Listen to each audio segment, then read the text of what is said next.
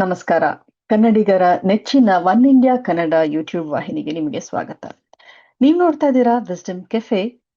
ಇದು ನಿಮ್ಮ ಹರಟೆಯ ಕಟ್ಟೆ. ನಾನು ನಿಮ್ಮ ಹೋಸ್ಟ್ ದೋಸ್ತ್ ಮತ್ತೆ ಕೋಚ್ ಸ್ಮಿತಾ ಅಯ್ಯಂಗಾರ್. ನಾನು ನಿಮ್ಮ ಹತ್ರ ಮಾತಾಡ್ತಾ ಇರೋದು ಫಿನ್ಲೆಂಡ್ ಇಂದ. ಸೊ ವಿಸ್ಡಮ್ ಕೆಫೆ ಅಂತ ಹೇಳಿದ್ರೆ ನಮ್ಮ ಆಚಾರ ವಿಚಾರಗಳ ಜೊತೆನಲ್ಲಿ ಗ್ರಹಗಳ ಗೋಚಾರದ ಬಗ್ಗೆ ಕೂಡ ಮಾತನಾಡುವಂತ ಒಂದು ಶೋ. ಸೊ ಇವತ್ತಿನ ಟಾಪಿಕ್ ಏನು ಅಂತ ಹೇಳಿದ್ರೆ, ಇನ್ನೇನು ರಾಖಿ ಹಬ್ಬ ಬರ್ತಾ ಇದೆ, ರಕ್ಷಾಬಂಧನ. ಸೊ ಈ ಹಬ್ಬದ ಬಗ್ಗೆ ಮಾತಾಡೋಣ ಅಂತ ಅನಿಸ್ತು. ಸೊ ಏನಿದು, ಯಾತಕ್ಕಾಗಿ ಬಂತು? ನಮ್ಗೆಲ್ಲ ತಿಳಿದಿರೋ ಹಾಗೆ ಇದು ಒಂದು ಅಣ್ಣ ತಂಗಿ ಸೆಲೆಬ್ರೇಟ್ ಮಾಡುವಂತ ಒಂದು ಹಬ್ಬ. ಇದ್ರ ಹಿಂದಿನ ಕಥೆಗಳಾದ್ರೂ ಏನು? ಆ ಇದನ್ನ ಯಾವತ್ತು ಆಚರಿಸ್ಬೇಕು, ಅದು ದೊಡ್ಡ ಪ್ರಶ್ನೆ ಇದೆ. ಇದು ಓಕೆ, ಯಾವತ್ತು ಆಚರಿಸ್ಬೇಕು, ಮುಹೂರ್ತ ಯಾವ್ದಾಗಿರ್ಬೇಕು? ಸೊ ಇದು ಒಂಥರ ಸ್ವಲ್ಪ ಕನ್ಫ್ಯೂಷನ್ ಇದೆ, ಯಾಕೆಂದ್ರೆ ಈ ಸತಿ ಎಲ್ಲ ಸ್ವಲ್ಪ ಅರ್ಧಂಬರ್ಧ ಈ ಕಡೆ ಆ ಕಡೆ ಬರ್ತಾ ಇದೆ. ಅಂಡ್ ಪೌರ್ಣಮಿ ತಿಥಿ ಕೂಡ ಸ್ವಲ್ಪ ಲೇಟಾಗಿ ಶುರು ಆಗ್ತಾ ಇದೆ. ಸೊ ನೋಡೋಣ ಹೆಂಗಾಗತ್ತೆ ಅಂತ. ಓಕೆ, ಸೊ ಇವತ್ತು ನಾವು ಇದ್ರ ಬಗ್ಗೆ ಮಾತಾಡ್ತಿದೀವಿ ಅಂದ್ರೆ ರಾಖಿ ಹಬ್ಬದ ಬಗ್ಗೆ ಮಾತಾಡ್ತಾ ಇದೀವಿ. ನಮ್ಗೆಲ್ಲ ಒಂದ್ ಕಥೆ ಅಂತೂ ನಮ್ಗೆಲ್ಲರಿಗೂ ಗೊತ್ತು. ಏನು ಅಂತ ಹೇಳಿದ್ರೆ, ಕೃಷ್ಣನ ಬೆರಳಿಗೆ ಏಟಾದಾಗ ದ್ರೌಪದಿ ತನ್ನ ಸೀರೆಯ ತುಂಡನ್ನು ಕಟ್ಟಿದ್ಲು. ಅದರಿಂದ ಅದು ರಕ್ಷಾ ಕವಚ ಆಗಿ ಅವಳ ಏನಂತಾರೆ ದ್ರೌಪದಿದು ವಸ್ತ್ರಾಪಹರಣ ಆಗ್ಬೇಕಾದ್ರೆ ಆ ಕಟ್ಟಿದ ಒಂದು ಚಿಕ್ಕ ತುಂಡಿನ ಬಟ್ಟೆ ಅದು ಅವಳಿಗೆ ಸೀರೆಯಾಗಿ ಬಂತು, ಕೃಷ್ಣನ ತಲುಪಿಸ್ಕೊಟ್ಟ ಅಂತ ಒಂದ್ ಕತೆ ಇದೆ. ಸೊ ಅದು ಹೀಗೆ ಅಣ್ಣ ತಂಗಿ ಬಾಂಡು. ಅಂಡ್ ಈ ರಾಖಿ ಹಬ್ಬ ಅದರಿಂದ ಒಂದು ಸಿಂಬಾಲಿಫಿಕೇಶನ್ ಬರುತ್ತೆ. ಇನ್ನೊಂದೇನು ಅಂತ ಹೇಳಿದ್ರೆ, ಈ ದೇವತೆಗಳು ಮತ್ತೆ ಅಸುರಗಳ ಬಗ್ಗೆ ಯುದ್ಧ ನಡಿಬೇಕಾದ್ರೆ ಇಂದ್ರನಿಗೆ ಸ್ವಲ್ಪ ಪ್ರಾಬ್ಲಮ್ ಆಗ್ತಾ ಇತ್ತು. ಅವಾಗ ಇಂದ್ರಾಣಿ ಅಂತ ಹೇಳಿದ್ರೆ ಇಂದ್ರನ ತಂಗಿ, ವಿಷ್ಣುವಿಗೆ ಪ್ರಾರ್ಥನೆ ಮಾಡಿ ಒಂದು ದಾರವನ್ನ ತಂದು ಇಂದ್ರನಿಗೆ ಕಟ್ತಾಳೆ. ಆ ಒಂದು ಪ್ರೊಟೆಕ್ಷನ್ ಅಥವಾ ಕಾನ್ಫಿಡೆನ್ಸ್ ಬರ್ಲಿ ಅನ್ನೋ ಒಂದು ಕಾರಣಕ್ಕೆ. ಸೊ ಈ ಒಂದು ಕತೆ ಕೂಡ ಇದೆ ರಕ್ಷಾಬಂಧನಕ್ಕೆ, ಇದರಿಂದ ಕೂಡ ಇನ್ಫ್ಲುಯೆನ್ಸ್ ಆಗ್ತಾರೆ.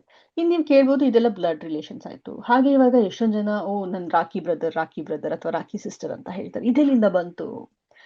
ಇನ್ನೊಂದ್ ಕತೆ ಇದೆ. ಲಕ್ಷ್ಮೀ ದೇವಿ ಆ ಬಲಿ ಚಕ್ರವರ್ತಿಗೆ ಇದೇ ರೀತಿ ಒಂದು ಪ್ರೊಟೆಕ್ಟಿವ್ ಥ್ರೆಡ್ ನ ಕಟ್ತಾರೆ.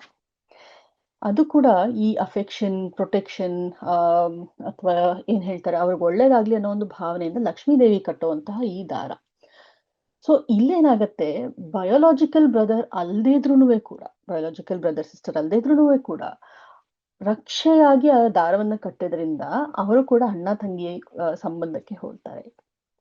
ಓಕೆ, ಸೊ ಇದರಿಂದ ಏನ್ ಸಿಂಬಾಲಿಫೈ ಆಗುತ್ತೆ ಅದಕ್ಕೆ ನೀವು ನೋಡಿರ್ಬೋದು. ಈಗ ಇದೊಂದು ಕತೆ ಕೂಡ ಸೇರ್ಕೊಳ್ಳುತ್ತೆ, ರಾಖಿ ಬ್ರದರ್ ರಾಖಿ ಸಿಸ್ಟರ್ ಅಂತ. ಬಹಳಷ್ಟು ಜನ ರಾಖಿಯನ್ನ ಕಟ್ಟಿ ಅಣ್ಣ ತಂಗಿಯ ಸಂಬಂಧವನ್ನ ಬೆಳೆಸ್ಕೊತಾರೆ. ಸೊ ಇದು ಒಂದು ಕತೆ ಆಯ್ತು. ಇದ್ರಲ್ಲಿ ನಿಮ್ಗೆ ಯಾವ ವರ್ಷನ್ ಗೊತ್ತಿತ್ತು ಕಮೆಂಟ್ ಮಾಡಿ ನಮ್ಗೆ ತಿಳಿಸಿ. ಓಕೆನಾ? ಓಕೆ, ಇನ್ನ ಯಾವತ್ ಮಾಡ್ಬೇಕು ಹಬ್ಬ? ಮುಹೂರ್ತ ಯಾವುದು? ಸೊ ನಾವ್ ಆಗ್ಲೇ ಹೇಳ್ದೆ, 28ನೇ ತಾರೀಕು ವರಮಹಾಲಕ್ಷ್ಮಿ ಕೂಡ ಮಾಡ್ಬೋದು. ಯಾಕೆಂದ್ರೆ ಸೂರ್ಯೋದಯದ ಟೈಮ್ನಲ್ಲಿ ಪೌರ್ಣಮಿ ತಿಥಿ ಇನ್ನ ಬಂದಿರೋದಿಲ್ಲ, ಸ್ವಲ್ಪ ಲೇಟ್ ಆಗಿ ಶುರು ಆಗತ್ತೆ, ಆದ್ರಿಂದ ನೀವು ಮಾಡಬಹುದು ಅಂತ. ಓಕೆ, ಆದ್ರೆ ಅವತ್ತಿನ ದಿನ ಲೂನಾರ್ ಎಕ್ಲಿಪ್ಸ್ ಅಂದ್ರೆ ಚಂದ್ರಗ್ರಹಣ ಕೂಡ ಇದೆ, ಪಾರ್ಷಲ್ ಚಂದ್ರಗ್ರಹಣ. ಅದು ಶುರು ಆಗ್ತಾ ಇರೋದು ಬೆಳಗ್ಗೆ 8 ಗಂಟೆಯಿಂದ 11:20 ಸುಮಾರು 8:03 11:21 ಏನಂತಾರೆ ಚಂದ್ರಗ್ರಹಣ ಇದೆ. ಓಕೆನಾ? ಹಾಗೇನೆ ರಾಖಿ ಕಟ್ಟುವಂತ ಒಂದು ಮುಹೂರ್ತ ಏನಿದೆ ಅದು 6 ಗಂಟೆಯಿಂದ 9:50 ಇದೆ. ಓಕೆ, ಬಟ್ ಸೂರ್ಯೋದಯ ಆಗ್ತಾ ಇರೋದು ಅದು ಶ್ರಾವಣ ಮಾಸದ ಪೌರ್ಣಮಿ ಆಗತ್ತೆ. ಆದ್ರೆ ಸೂರ್ಯೋದಯ ಆಗ್ತಾ ಇರೋದು ಒಂದು 6 ಗಂಟೆಗೆ. ಅಂಡ್ ಪೌರ್ಣಮಿ ತಿಥಿ ಶುರು ಆಗ್ತಾ ಇರೋದು 7 ಗಂಟೆ ಮೇಲೆ. ಹಾಗೆ ಚಂದ್ರಗ್ರಹಣ ಶುರು ಆಗ್ತಾ ಇರೋದು 8 ಗಂಟೆ ಹೊತ್ತಿಗೆ.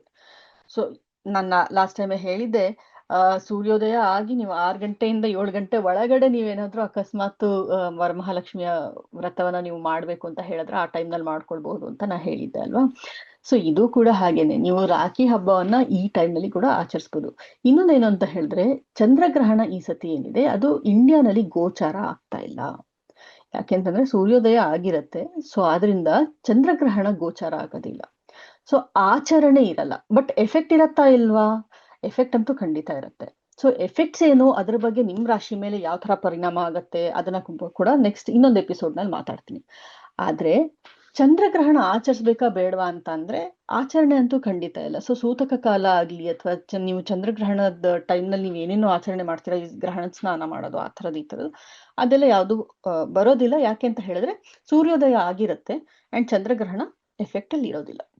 ಸೊ ಅವತ್ತು ವರಮಹಾಲಕ್ಷ್ಮಿ ಇವತ್ತು ಮಿಸ್ ಆಗಿರೋರು ಅಂದ್ರೆ 21ನೇ ತಾರೀಕು ಮಿಸ್ ಮಾಡ್ಕೊಂಡಿರೋರು 28ನೇ ತಾರೀಕು ವರಮಹಾಲಕ್ಷ್ಮಿ ಕೂಡ ಮಾಡಬಹುದು, ಯಾವ ಟೈಮಲ್ಲಿ ಬೇಕಾದ್ರೆ. ಯಾಕೆ ಅಂತ ಹೇಳಿದ್ರೆ ಸೂರ್ಯೋದಯದ ಟೈಮ್ನಲ್ಲಿ ಯಾವ ತಿಥಿ ಇರುತ್ತೆ ಅಥವಾ ಯಾವ ನಕ್ಷತ್ರ ಇರುತ್ತೆ ಆ ಪೂರ್ತಿ ದಿನ ಆ ತಿಥಿಯನ್ನ ಫಾಲೋ ಮಾಡ್ತೀವಿ ನಾವು ನಮ್ಮ ಪಂಚಾಂಗಗಳಲ್ಲಿ. That is how we follow. ಇವಾಗ ಯಾವುದೇ ಹಬ್ಬ ಆದ್ರೂ ಅಷ್ಟೇ, ತದಿಗೆ ತಿಥಿ ಯಾವಾಗ ಬರುತ್ತೆ, ತದಿಗೆ ಮೇಲೆ ಬಂದ್ರೆ ಅವಾಗ ಗೌರಿ ಹಬ್ಬ ಅವತ್ತು ಅಥವಾ ಮಂಗಳ ಗೌರಿ ಮಾಡ್ಬೇಕಾದ್ರೆ ಆ ಥರದ್ದೆಲ್ಲ ಅವಾಗ ಇವನು ಲೈಕ್ ಆ ತಿಥಿಯನ್ನು ನಾವು ಫಾಲೋ ಮಾಡ್ತೀವಿ. ಯಾವತ್ತು ಸನ್ ರೈಸ್ ಟೈಮ್ನಲ್ಲಿ ಯಾವ ತಿಥಿ ಇರುತ್ತೋ ಅದನ್ನ ಮಾಡ್ತೀವಿ. ಓಕೆ ಅಲ್ವಾ? ಸೊ ಸನ್ ರೈಸ್ ಟೈಮ್ನಲ್ಲಿ ಪೌರ್ಣಮಿ ಇನ್ನ ಬಂದಿರಲ್ಲ. ಪೌರ್ಣಮಿ ಶುರು ಆಗೋದು 7 ಗಂಟೆಗೆ. ಆದ್ರಿಂದ ಅವತ್ತು ಖಂಡಿತ ಇದನ್ನ ಮಾಡ್ಬೋದು. ಅಂಡ್ ಪೌರ್ಣಮಿ ಶುರು ಆದ್ಮೇಲೆ ಅಂದ್ರೆ 7 ಗಂಟೆ ಆದ್ಮೇಲೆ ನೀವು ಬೇಕಾದ್ರೆ ರಾಖಿ ಹಬ್ಬವನ್ನ ಅವಾಗ ಕೂಡ ಆಚರಿಸ್ಕೋಬಹುದು. ಶ್ರಾವಣ ಮಾಸದ ಪೌರ್ಣಮಿ ದಿನ ರಾಖಿ ಹಬ್ಬನ ಆಚರಿಸ್ತಾರೆ. ಸೊ ಆದ್ರಿಂದ ಇವಾಗ ಈ ಕಥೆಗಳೆಲ್ಲ ಹೇಳ್ದೆ ಅಲ್ವಾ, ನಿಮ್ಗೆ ಇದ್ರಲ್ಲಿ ಏನ್ ಅನ್ನಿಸ್ತು? ರಕ್ಷಾಬಂಧನ ಬರೀ ಅಣ್ಣ ತಂಗಿರಿಗೆ ಮಾತ್ರ ಸೀಮಿತ ಆಗಿರತ್ತಾ? ಸೊ ಇದರಿಂದಾನೇ ಫ್ರೆಂಡ್ಸ್ ಕೂಡ ಅಷ್ಟೇ ಈ ರಾಖಿ ಬ್ರದರ್ ರಾಖಿ ಸಿಸ್ಟರ್ ಅನ್ನೋ ಒಂದು ಕಾನ್ಸೆಪ್ಟ್ ನ ಏನ್ ಮಾಡ್ಕೊಂಡಿದ್ದಾರೆ.